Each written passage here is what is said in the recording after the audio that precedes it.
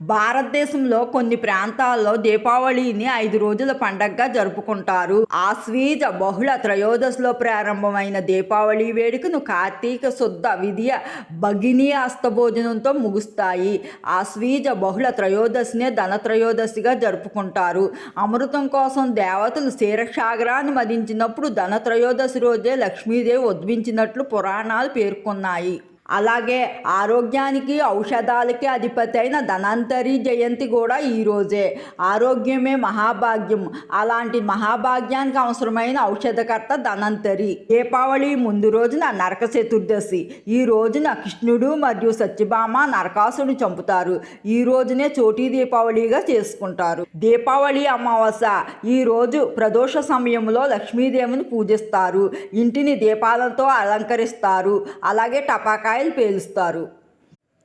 దీపావళి మరుసటి రోజు బలిపాడ్యమి.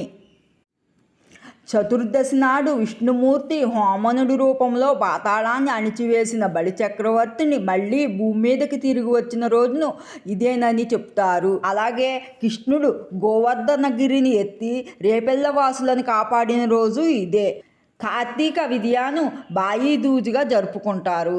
దీని వెనక కథ ఏమిటంటే, మరణదేవుడైన యమధర్మరాజు చాలా కాలం తర్వాత తన సోదరి యమునాని కలిసినప్పుడు యమున తన సోదరుడికి భోజనం పెట్టింది.